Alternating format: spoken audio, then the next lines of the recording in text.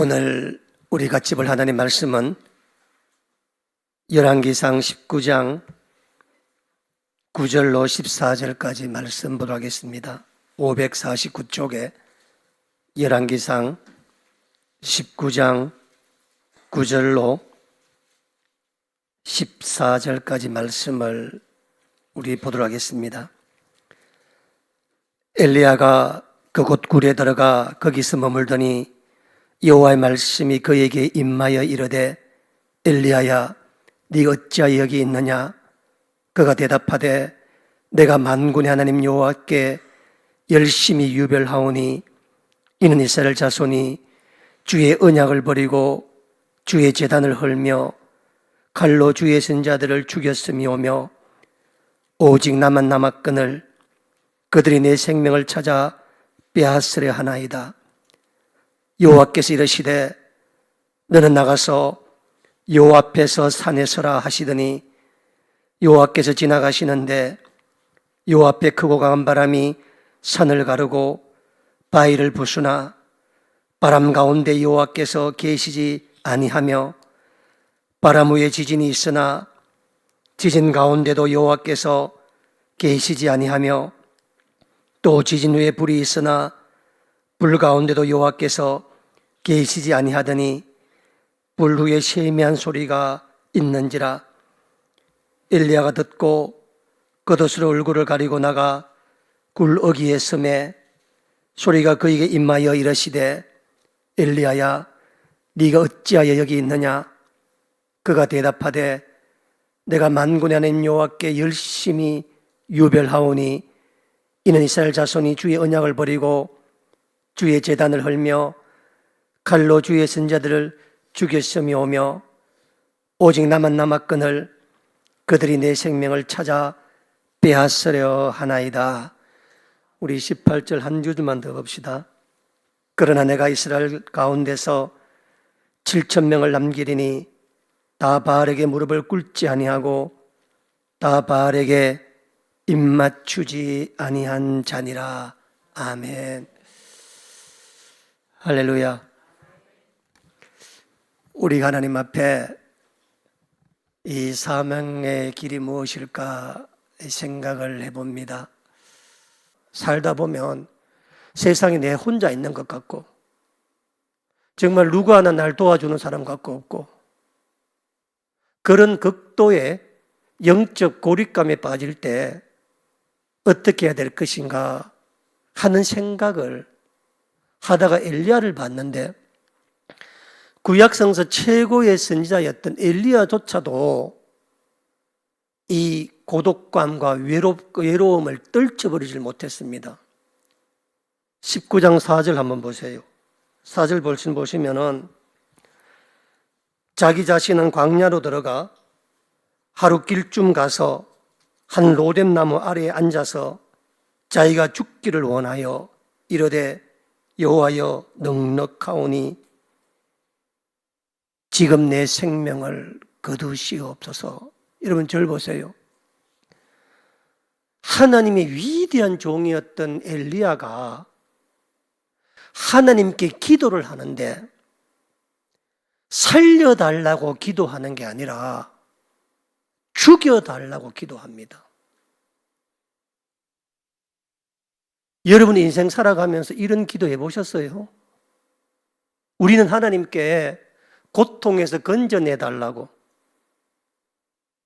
뭐를 복을 달라고 기도하잖아요. 그렇죠?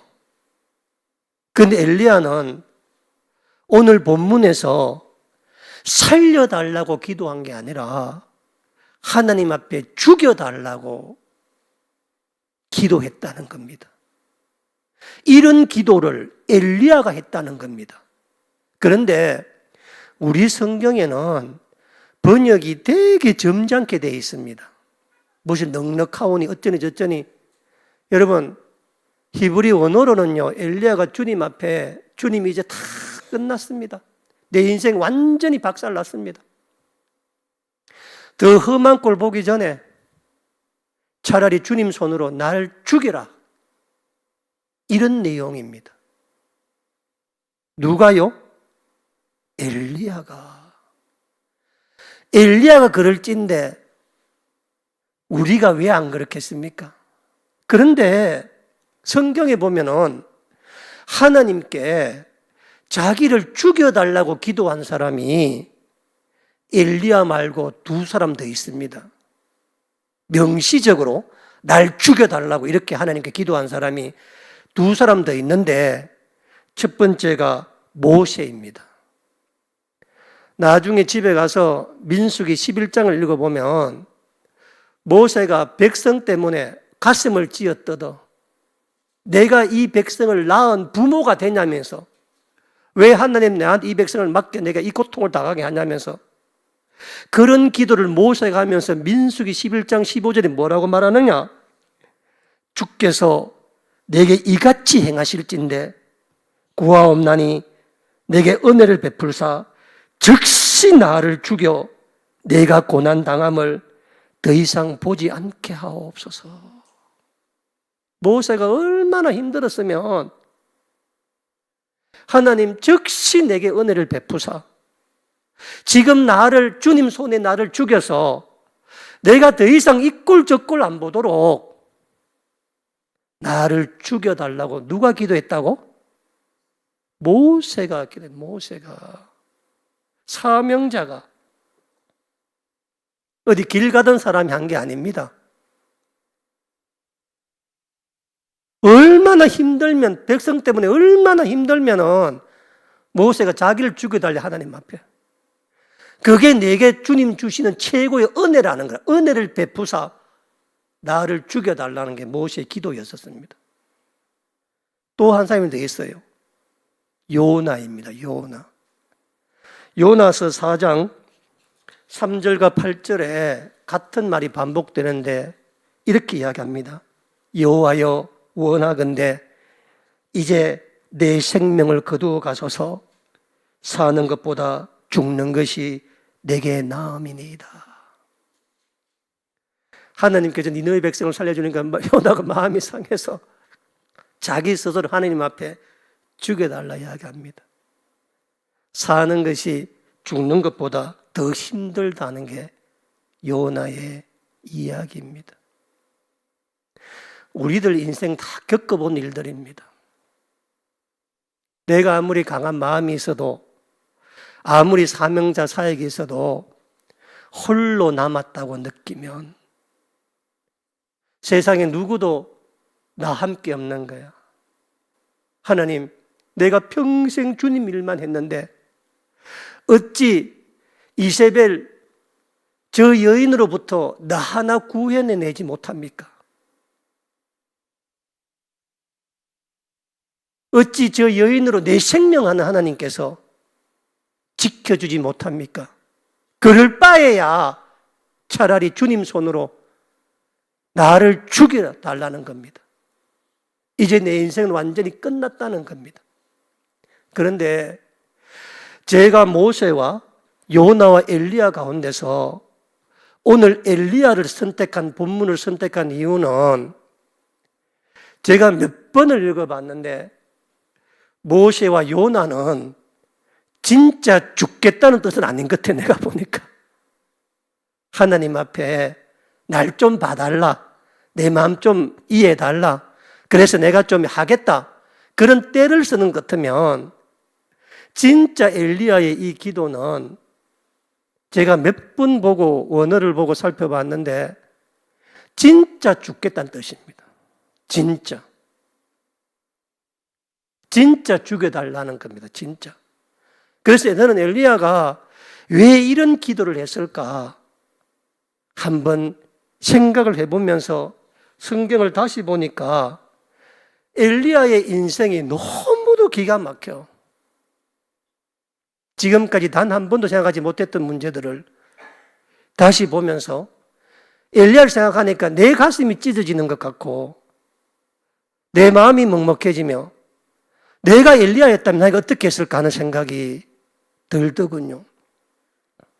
무슨 얘기냐면 우리 17장 1절 말씀 한번 봅시다. 17장 1절에 보면 엘리야가 역사에 처음 성경에 그 이름을 등장하는데 이렇게 시작합니다.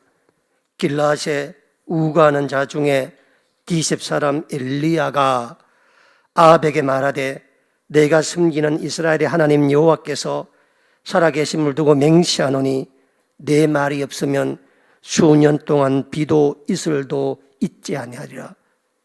여러분, 엘리야는 성경에 등장하자마자 바로 선지자였었습니다. 등장하자마자 아합 왕을 만나서 하나님의 가뭄의 선포를 하는데 언제 동안 비가 안 오느냐? 수년 동안 비가 안 온다고 1절에 기록되어 있습니다. 저를 보세요.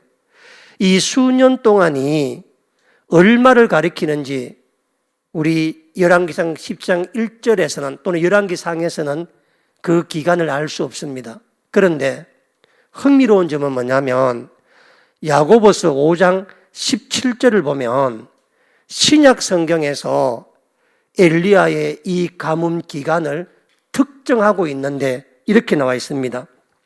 엘리야는 우리와 성정이 같은 사람이로되 그가 비가 오지 않기를 간절히 기도한 적 3년 6개월 동안 땅에 비가 내리지 아니하였더라. 그러니까 17장 1절에 엘리야가 선지자 이름 등장하자마자 선지자로 아합을 찾아가서 한 말이 뭐냐면 수년 동안 내가 특별하게 말하지 아니하면은 비가 내리지 아니할 거라고 선포함으로 시작합니다. 그 기간이 얼마라고요? 3년 6개월입니다. 그런데 기가 막힌 것이 뭐냐면 2절 이하의 말씀 보세요. 여호와의 말씀 엘리야에게 이르시되 너는 여기서 떠나 동쪽으로 가서 요단 앞 그리시네까지 말하고요. 숨어라. 저를 한번 보세요. 오늘 성경 몇 구절을 볼 거예요. 엘리야는 등장하자마자 아합을 만나서 3년 6개월 비가 오지 아니할 거라는 걸 선포를 합니다. 그리고 선포하자마자 하나님께서 엘리야에게 불러서 너는 요단 동편 그리시네가에 뭐하라고? 숨어 있으라. 그러니까 엘리야는 선지자로서 사명을 받아서 하나님의 말씀을 선포하고 난 다음에 다음 받았던 명령이 숨어 있으라는 겁니다. 숨어. 어디에? 그릿 시냇가에. 그럼 그릿 시냇가에 얼마 있었느냐? 7절, 17장 7절에 보시면 땅에 비가 내리지 않으므로 얼마 후에 뭐라고? 그 시내가 마르니라. 여기도 얼마 후에라고 나와요. 여기는 우리 성경은 얼마 후에 나와 있지만 히브리 원어로는 여러 날이라고 나와 있습니다. 지금 이게 명확하게 며칠인지는 모르지만 나중에 맞추어 보면은 나중에 제가 제 설명드리겠지만 엘리야는 그릿 시냇가에서 6개월을 머뭅니다. 6개월을. 그릿 시냇가에서. 여러분, 그릿 시냇가에 사람이 있어요, 없어요? 아무도 없습니다. 뭐밖에 없어요? 까마귀밖에 없잖아요. 까마귀만 줬으니까. 그러니까 엘리야는 하나님께 소명을 받자마자 하나님 말씀을 선포하자마자 폼나는 일을 한 게 아니라 무슨 세상을 바꾸는 일을 한 게 아니라 하나님 말씀이 가뭄을 선포하자마자 니는 그릿 시냇가에 숨어 있어라. 얼마를? 6개월을 그 숨어 있었습니다. 말 한마디 못해서 말 한마디 6개월 까마귀만 보고 있다고. 6개월을 숨어 있었는데 그릿 시냇가가 뭐하다고? 말라버린 거야. 그랬더니 7, 8절 말씀 보세요. 여호와의 말씀이 임하는데 이제 어디로 가라는 거예요? 시돈 땅 사르밧 가부 집으로 가라는 겁니다. 그러면 엘리야가 사르밧 가부 집에서 몇 년을 있었느냐? 18장 1절 보시기 바랍니다. 많은 날이 지나가고 언제? 제3년에 여호와의 말씀이 임하는 겁니다. 제3년에. 그러니까 하나님 말씀이 너는 일어나 시돈에 속한 사르밧으로 가라 라고 말씀하셨잖아요. 그렇죠? 그리고 난 다음에 사르밧에 가 있었는데 다시 하나님 말씀이 임했는데 몇 년 뒤에? 3년 뒤에. 그러니까 엘리야의 연대기를 작성해 보면 엘리야는 17장 1절에 하나님 말씀을 부름받자마자 그리 시내가에 도망가 숨었다고. 거기서 6개월쯤 숨었더니 시내가가 말라서 하나님께서 시돈에 속한 사르밧에 가라 해서 그 집에 가 있다가 3년이 지나서 이제 나와라. 그러니까 엘리야는 하나님께 소명을 받고 난 다음에 6개월은 그리 시내가에 홀로 있었고 3년은 사르밧 가부 집에서 가부와 아들하고만 3년을 지냈는데 문제가 뭐냐면은 17장 19절 말씀, 17장 19절 말씀. 엘리야가 그에게 그의 아들을 달라하여 그를 그 여인의 품에서 받아안고 줄치 놓으세요. 자기가 그 차는 뭐라고? 다락에 올라가서 누구 침상에? 자기 침상에. 저를 보세요. 엘리야가 그리 시내가에 있었는데 하나님께서 시돈에 속한 사르밧으로 가라 해서 사르밧에 갔더니 그 집에서 몇 년 살아서 3년을 살아야 되는데 이 엘리야가 거처한 곳이 어디냐면은 그 집 다락방이라. 다락방. 이 다락방 크기가 얼마인가? 고고학적 발견에 의하면 고대 이스라엘이나 고대 페니키아에서 나오는 주거 형태를 발굴해 보니까 다락방이 아무리 커도 다락방이잖아. 여러분 지금부터 3,000년 전에 집이 얼마나 컸겠어? 제일 큰 다락방이 2.5평입니다. 다락이 뭐예요? 사람 일어설 수 있어, 일어설 수 없어? 일어설 수가 없어요. 일어설 수가 없어. 다락에 창이 있어, 창이 없어? 창이 없어요. 엘리야가 어디에서 3년을 살았냐면 허리도 펴지 못하고 더더욱이 사르밧 가부 집 형편이 좋아 안 좋아? 다락이 어떻겠어? 더더욱이 지금 아합이 엘리야를 잡으러 다니니까 더더욱이 시돈 땅에 가 있으니까 밖에 돌아다니 못 따라다녀. 그 다락방에 3년을 창문도 하나 안 들어오고 창문도 없고 빛도 없고 일어서지도 못하고 침상 하나 놓으면은 돌아갈 길도 없는 사명이 뭔지를 한번 생각해요. 사명이라는 게 뭔지를 여러분.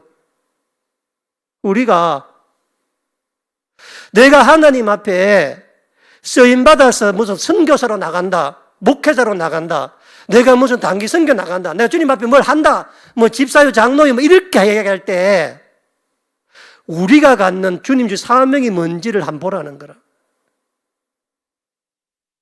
모세 아무리 힘들어도 뭐 했어? 돌아다녔잖아. 요나도 마찬가지잖아. 내가 엘리야가 진짜 죽을라 한다. 진짜 내가 생각드는 게 뭐냐면 여러분 같으면 3년 있겠어 그곳에?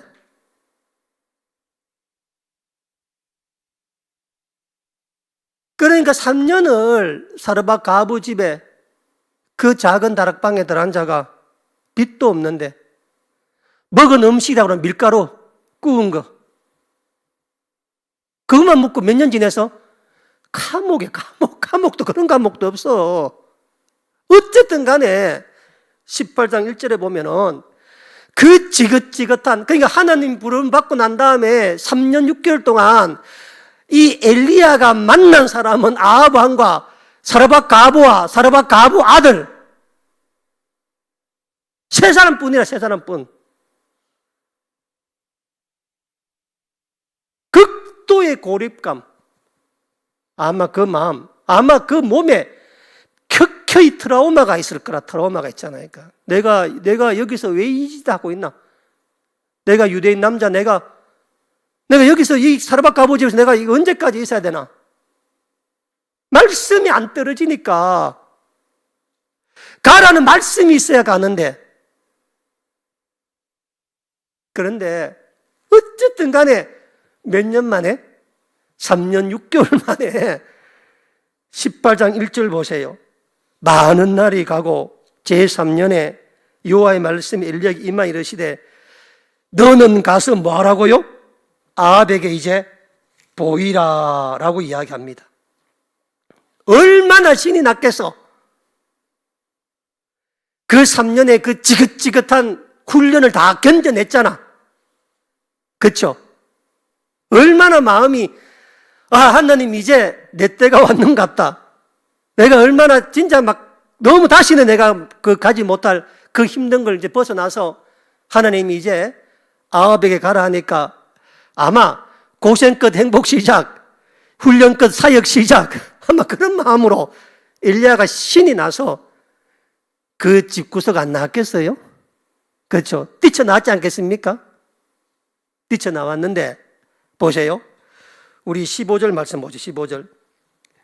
거기서 나와서 15절 보기 전에 보세요. 거기서 나왔는데 하나님께서는 아합에게 보이라고만 말을 했는데 어디에서 보라는 말을 안 했어요. 그런데 엘리야가 3년을 훈련을 받으면서 자기 스스로 장소를 정한 곳이 있어요. 그게 어디라고?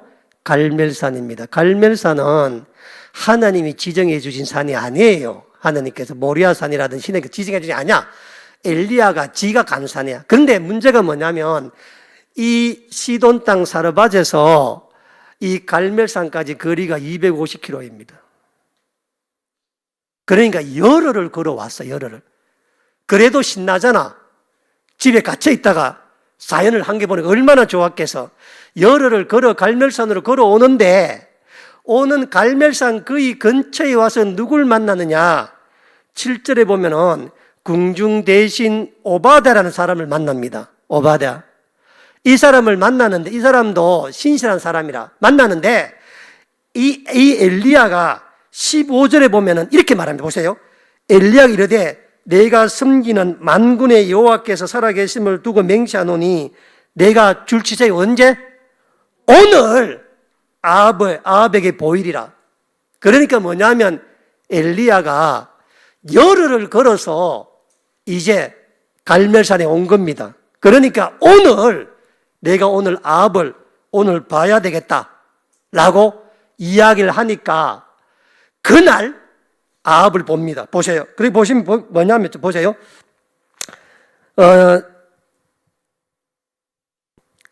19절 그런즉 사람을 보내 온 이스라엘과 이세벨을 향해서 먹는 바알 신자 450명과 아세라 선지자 400명을 갈멜산으로 모아 내게로 나오게 하소서. 아합이 이에 지금 이제 만났거든요. 지금 지금 엘리야하고 아합이 만났는데 이에 아합이 이스라엘의 모든 자손들로 사람을 보내 선지자와 갈멜산에서 모으니라. 자, 그래서 보세요. 열흘 되어서 그 시돈 땅에서 나온 지 열흘 만에 도착해서 갈멜산에 왔는데 9일째 되는 날에 아합을 만나가 내일까지 전부 다 모이라 해서 마침내 갈멜산에서 모일 사람이 다 모였습니다. 제가 이야기 왜 하냐면 잘 들어보세요. 엘리야가 3년 6개월을 거리 시내가에 있다가 시돈 사르밧 가부의 집에 있다가 열흘 만에 지금 어디 왔다고?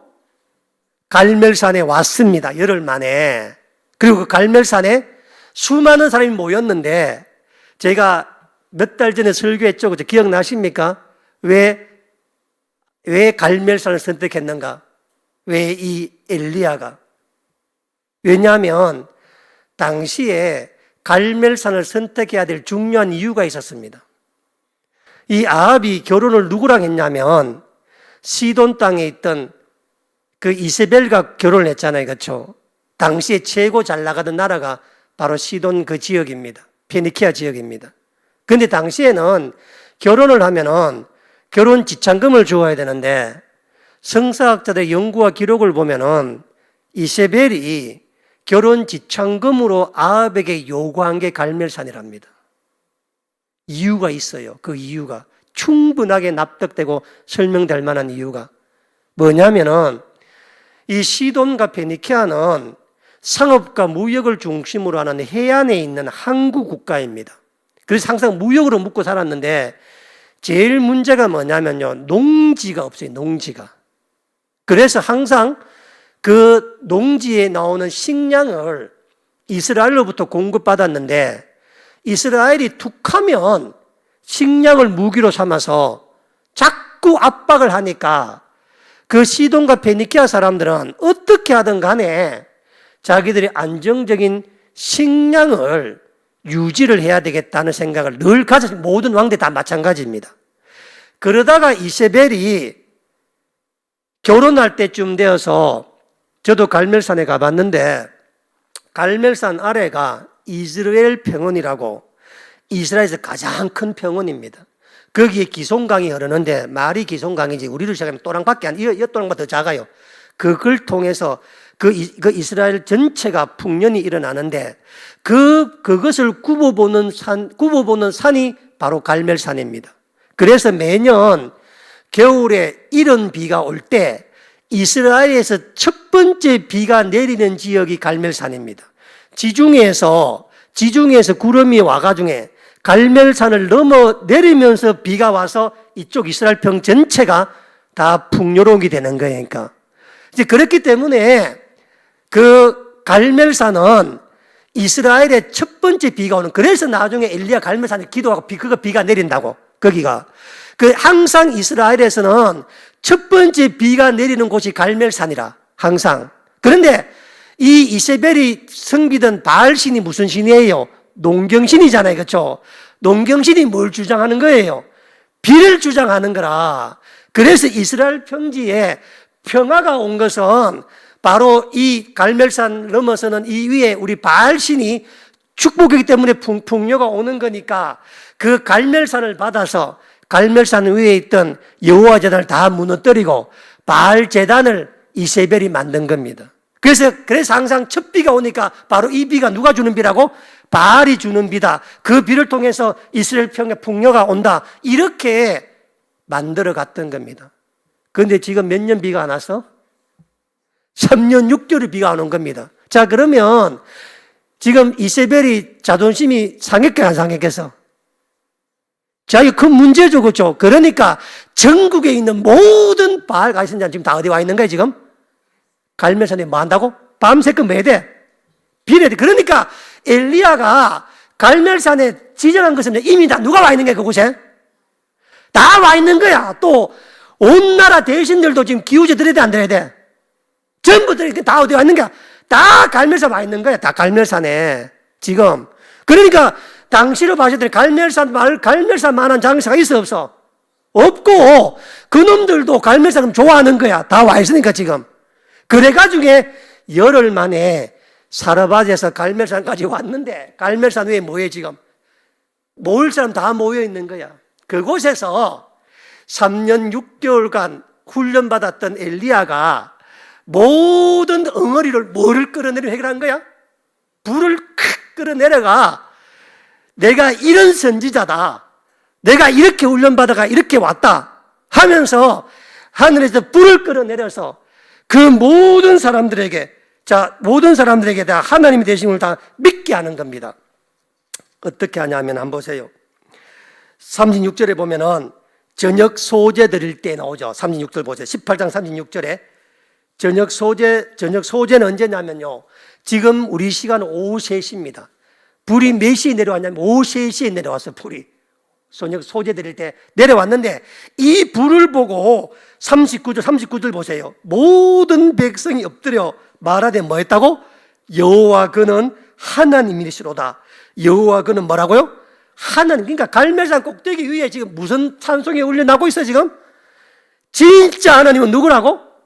여호와라고 3년 6개월 동안 막 고생하고 막 힘들었던 것이 한 방에 다 엘리야가 해결을 본 겁니다. 한 방에다. 그리고 40절에 보면은 엘리야가 백성들과 함께 기손 시냇가로 내려가서 그 바알 선지자들 싹 다 정리합니다. 싹 다 죽입니다. 싹 다 죽이고 나서 42절 보세요. 아합이 먹고 마시러 올라가니라 엘리야가 갈멜산 꼭 다시 올라가. 갈멜산 꼭대기로. 그러니까 기손 강가는 갈멜산 아래에 있는 그 들판에 있는 이스라엘 병원에 있는 그 강가였고, 엘리야는 다시 갈멜 꼭대기 올라가. 뭐 내리게 하기 위해서? 비 내리게 하기 위해서. 그러니까 오후 3시에 하나님께서 불을 끌어내렸고, 해질 무렵까지 바알 선지자 싹 다 정리하고 난 다음에 다시 엘리야가 갈멜산 꼭대기에 올라가서 기도해서 저녁에 뭐가 왔다고? 46절에 45절에 조금 후에 구름과 바람이 일어나서 하늘이 캄캄해지면 무슨 비가 내려? 큰 비가 내리는 거야. 날 보세요. 3년 6개월 동안에 말 한마디 못했고 3년 6개월 동안에 진짜 감옥 같은 생활을 하고 진짜 힘들었는데 단 하루 사이에 3시경에 불을 끌어내리고 저녁에 비가 내린 겁니다. 비가. 46절 보세요. 비가 내리니까 엘리야가 얼마나 신났느냐 하면은 지금 갈멜산에서 이스라엘 궁전까지 30km입니다. 거리가. 엘리야가 밤새 뭐 한 거예요. 달려서 그 다음날 아침에 이스라엘 궁전 앞에 보무도 당당하게 딱 이렇게 섰는 거라. 왔노라 싸웠노라 이겼노라. 3년 6개월 만에 내가 여기 왔노라. 너 다 죽었어 이제 전부 다. 그러면서 제 생각에는 이스라엘 궁전 앞에 딱 서가지고 이세벨이 머리 풀어헤치고 흰 소복 입고 무릎 꿇고 살려달라는 그걸 기다리고 있어서.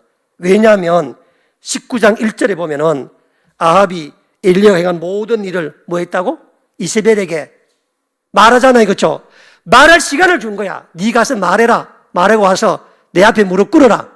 이렇게 엘리야가 보무도 당당했는데 그 다음 이야기 더 안 하겠습니다. 다 아는 이야기라서. 이세벨이 무릎 꿇어 안 꿇어? 절대 안 꿇습니다. 절대. 어떤 일이 일어났는가? 3절 보세요. 그 형편을 보고 어디까지 도망갔다고? 부엘세바까지 도망갑니다. 여기서 부엘세바까지 거리가 105km입니다. 이스라엘에서. 한번 생각해 보세요. 이게 지금 제가 연대기를 계속 말했잖아요. 그렇죠? 한번 생각해 봐요. 엘리야는 하나님께 처음부터 선지를 부름받았어. 무슨 예비가 없어. 바로 선지자야. 부름받자마자 아합을 만나가 비선포하는데 선포하자마자 주님께서 그리시니까 숨으라 해서 6개월 숨어 있어서 6개월 뒤에 사레밧 집에 3년 숨어 있어 다락방에. 3년 6개월 뒤에 주님께서 이제 때가 돼 나가라. 10일 만에 갈멜산에 와서 하루 동안에 엄청난 일을 했잖아.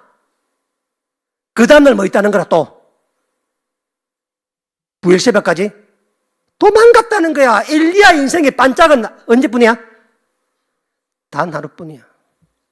여러분 엘리야가 대단한 사람 같죠?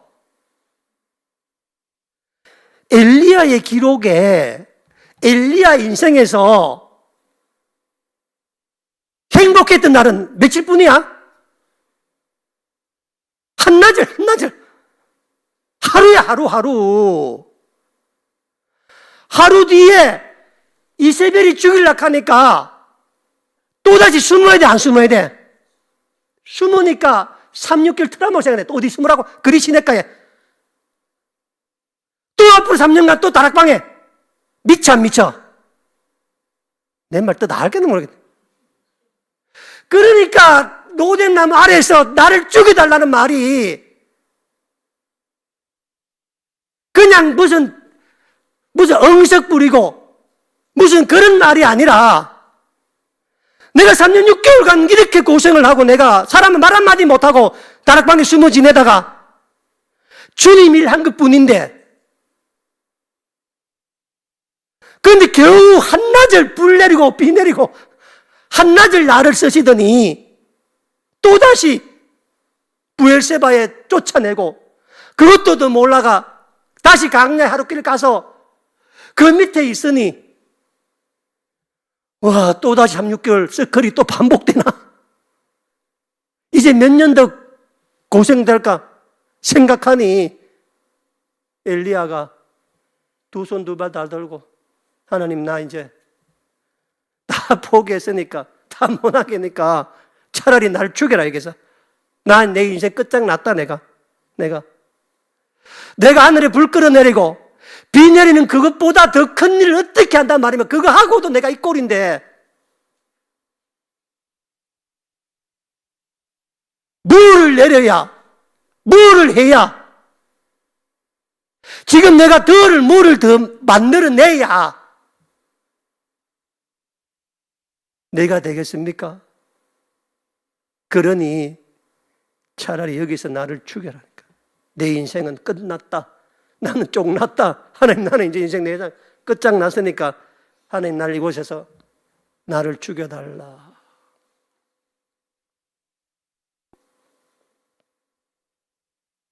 아마 인도네시아 내 친구도 그런 마음이 아닐까 하는 생각이 듭니다. 천원장 아까 내게 그런 말 하다가 해요. 내가 100% 동의하는 말입니다.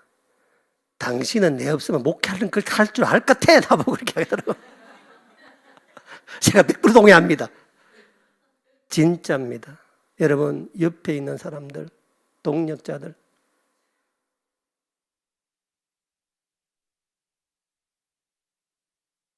참 어렵잖아요. 그렇죠? 우리가 살아가면서. 저는 지금까지 엘리야가 대단한 일을 했다고 생각했는데 다시 성경 보면 연대기를 내가 찾아보니까 야, 엘리야는 그의 생에 하루밖에 하나님께서 엘리야가 하도 하니까 달래줘요. 그래서 뭐 물도 먹이고 막 하잖아요. 그렇죠? 그래서 오늘 보았던 우리 본문이 40일 뒤 이야기입니다. 그러니까 진짜 참 40일 뒤에 호렙산에 만났는데 그것도 엘리야가 뭐라 해요? 엘리야 하는 말이 뭐예요? 오직 나만 남았다고 자꾸 내 혼자만 남았다고. 오늘 이 본문 잡은 이유가 뭐냐면은 여러분 10절에도 하반절에 하나님 아시냐고 하나님 알고 있냐고 지금 이 땅에서 하나님 성경에 나쁜 인가 알고 있냐고 나나 죽으면 어디든지 아냐고 여호와 족이 끝이라고 하나님도 끝이라고 다 끝이라고 지금 안 보지 않았냐고 주위 백성들 주위 재단 다 허물어버리고 선지자 다 죽이고 천하에 나밖에 없는데 나한테 이럴 수가 있냐고 나 죽으면 하나님도 끝이라고 이 집 이야기하는 게 계속 이 미친놈이 말해주지. 여러분 이번에 라오스를 갔었습니다. 라오스를 갔는데 라오스는 공산주의 국가입니다. 여러분 헌법에 공산주의라고 광령을 넣고 있는 진짜 공산주의 국가는 전 세계 3개뿐입니다. 첫째가 그 대단한 북한입니다. 두 번째가 쿠바입니다.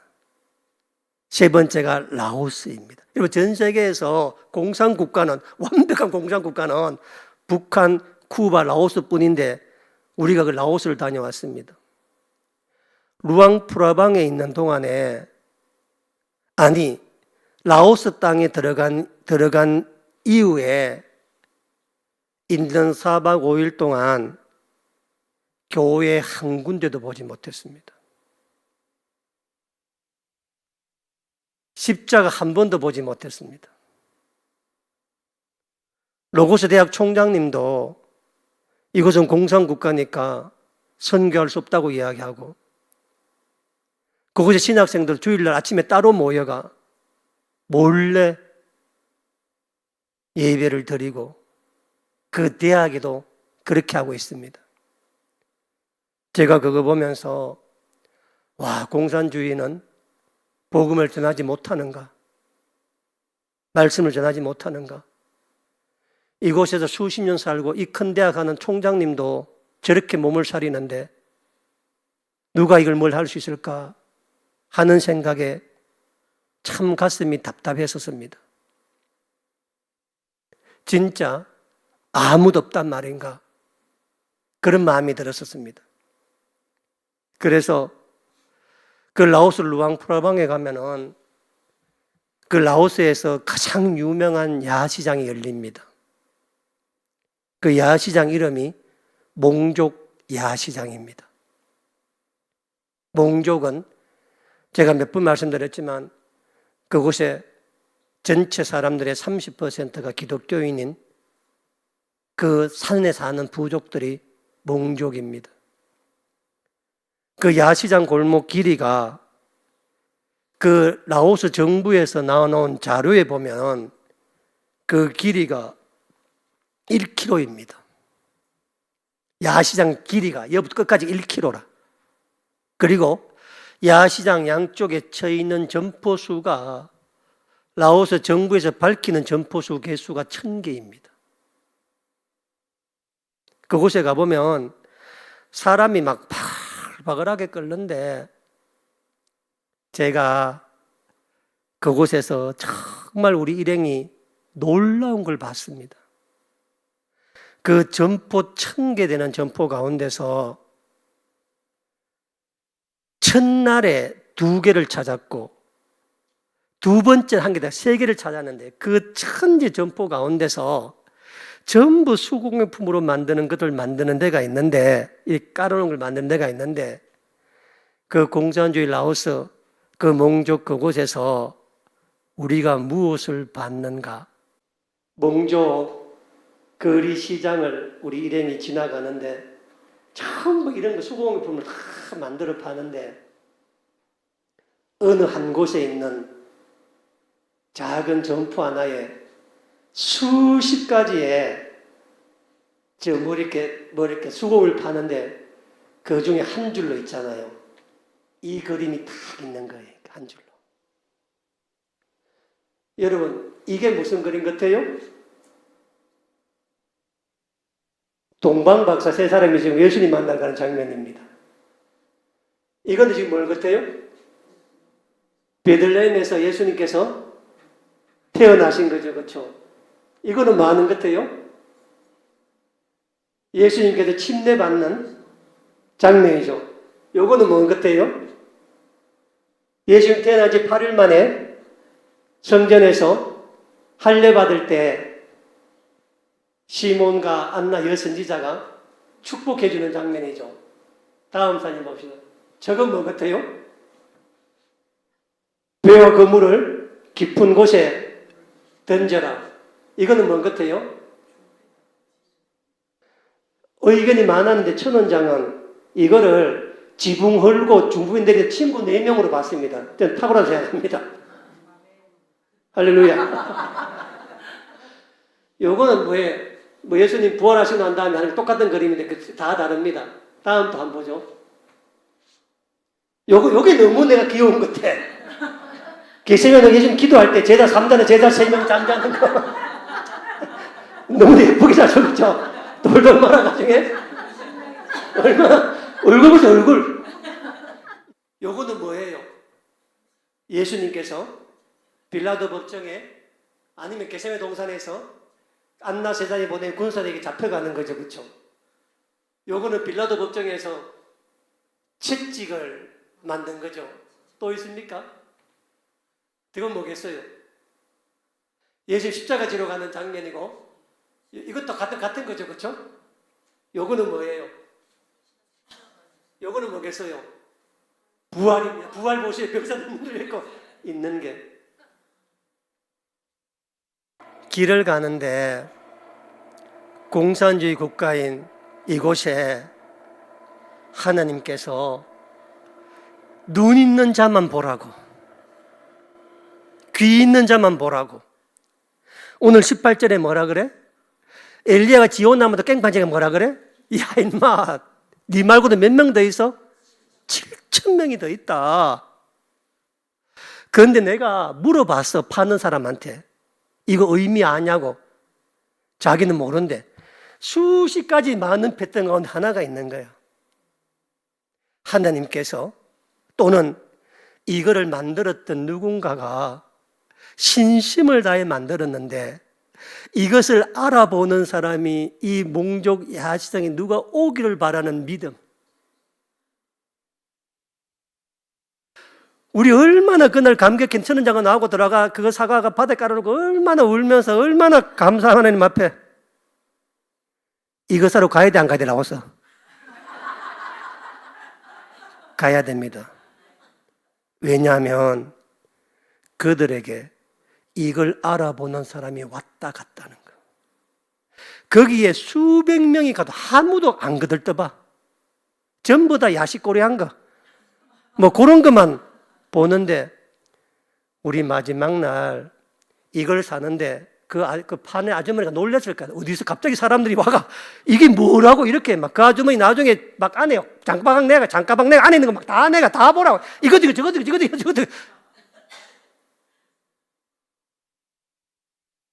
우리가 사니까 지나가는데 뭔가 싶어가지고 전부 다